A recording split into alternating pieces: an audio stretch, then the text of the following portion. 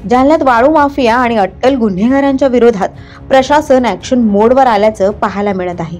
वाळू प्रकरणासह इतर गुन्ह्यातील 9 आरोपींना जालन्यासह बीड, परभणी आणि छत्रपती संभाजीनगर या जिल्ह्यातून तडीपार करण्यात आलं आहे। यामध्ये मनोज जरांगे पाटील यांच्या मेहुण्याचं देखील नाव आहे। मेहुणा विलास खेडकर याच्यावर देखील तडीपारीची कारवाई करण्यात आली आहे। हे प्रकरण नेमकं काय आहे याविषयी सविस्तर जाणून घेऊया। मनोज जरांगे यांच्या मेहुण्यासह 9 वाळू माफिया आणि अट्टल गुन्हेगारांवर तडीपारीची कारवाई करण्यात आली आहे। अंबड उपविभागीय न्याय दंडाधिकारी यांच्या आदेशाने ही तडीपारीची कारवाई करण्यात आली आहे। या आरोपींविरोधात जालन्यातल्या अंबड, घनसावंगी आणि गोंदी पोलीस ठाण्याच्या हद्दीत गुन्हे दाखल आहेत, अशी माहितीही समोर आली आहे।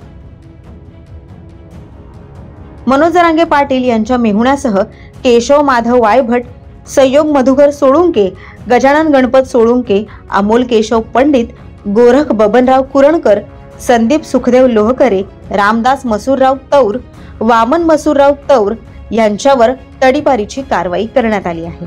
सदर आरोपींवर वाळू चोरी, जीवे मारण्याचा प्रयत्न, अंतरवाली सराटीच्या आंदोलनात केलेली जाळपोळ यासह सरकारी कामात अडथळा आणल्यासंबंधित जालना जिल्ह्यात गुन्हे दाखल करण्यात आले आहेत। 2019 पासून वेगवेगळ्या प्रकरणात हे गुन्हे दाखल आहेत। दरम्यान या कारवाई संदर्भात मनोज जरांगे पाटील यांनी प्रतिक्रिया देत म्हटलंय की माझा समाज माझा मायबाप आहे, सगळं कुटुंब जरी आत टाकलं तरी मी मराठ्यांसाठी मागे सरकणार नाही।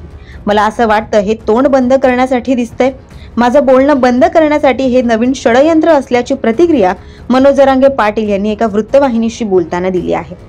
तसंच या कारवाई संबंधित मुख्यमंत्री देवेंद्र फडणवीस यांना प्रश्न विचारला असता त्यांनी प्रतिक्रिया दिली आहे। ते म्हणाले की कोणाचा नातेवाईक आहे यावर अटक होत नसते, जर काही गुन्हे केले असतील तर त्यावर अटक होत असते। मला याची माहिती नाहीये, मी योग्य माहिती घेऊन तुम्हाला सांगेन, असं मुख्यमंत्री देवेंद्र फडणवीस यांनी माध्यमांशी बोलताना म्हटलंय। दरम्यान 9 जणांवर तडीपारीची कारवाई केल्यानंतर आणखीही कारवाईचे प्रस्ताव विचाराधीन असल्याची माहिती समोर आली आहे। या संदर्भातील अधिक अपडेट्स आम्ही तुमच्यापर्यंत पोहोचवू, त्यासाठी लोकसत्ताच्या YouTube चॅनलला लगेच सबस्क्राइब करा आणि पाहत रहा लोकसत्ता लाईव्ह।